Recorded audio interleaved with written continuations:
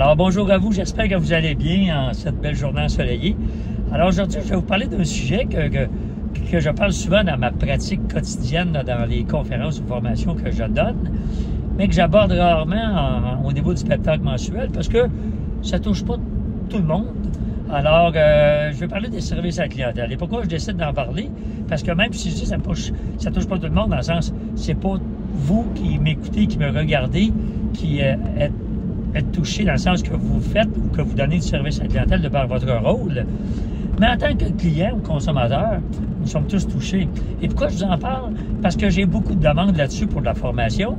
Et évidemment, vous et moi, on reçoit rarement ou occasionnellement un bon service à la clientèle, voire même un excellent. On reçoit surtout, depuis quelques années, un mauvais service à la clientèle, soit parce qu'on attend, soit parce que les gens ne sont pas compétents, soit parce qu'ils sont totalement indifférents ou plusieurs autres raisons.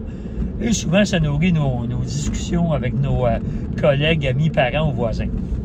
Donc, je m'adresse à ceux qui sont, si on veut, responsables du service à la clientèle dans leur organisation. Alors, c'est vrai qu'il peut manquer de monde, c'est vrai qu'il peut y avoir des délais. Mon restaurant, la semaine passée, moi et ma conjointe, on a attendu 1 heure avant d'être servi.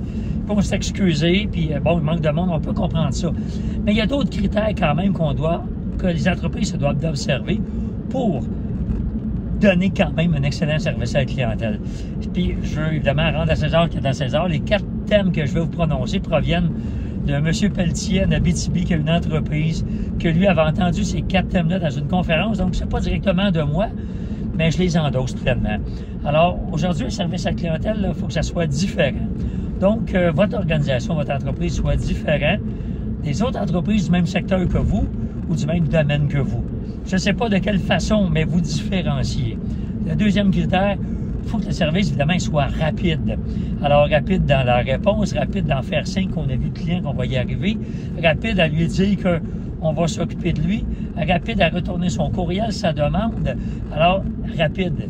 Troisième critère, il faut que le service à la clientèle soit fluide. Donc, que la situation soit simplifiée pour le client, qu'il n'y ait pas besoin de parler à un, à l'autre, d'envoyer un courriel à l'autre, d'attendre en ligne 10 minutes, d'attendre en ligne 3/4 d'heure, puis de passer d'un intervenant à l'autre. Il faut que ça soit fluide. Il faut que ce soit une seule, même personne qui puisse à tout le moins orienter, mais surtout à répondre aux clients. Et le 4e critère, c'est être gratifiant. C'est-à-dire que, vous savez, les clients, maintenant, ils ont tellement le choix d'aller partout que chaque entreprise se doit d'être reconnaissante envers les clients qui font affaire avec lui. Alors, soit par un courriel, soit par un message, soit par un mot, soit par un sondage, mais remercier les clients de faire affaire avec nous. Ils ne sont pas obligés de faire affaire avec nous. Alors, ces 4 critères-là, évidemment, ils sont essentiels. Et sans aller dans les détails, je vous dirais que si on les repasse, là, différents, rapides, fluide et gratifiant. Et si vous mettez ça dans votre pratique, vous allez voir, vous allez assurément gagner de nouveaux adeptes de votre entreprise. Pour aller plus loin, je vous invite à regarder dans la même infolette que vous regardez actuellement. Je vais vous mentionner les 5 critères des entreprises qui sont championnes du service à la clientèle. Donc, j'espère que ça pourra vous être utile. Bon succès à vous. On se reparle dans un mois.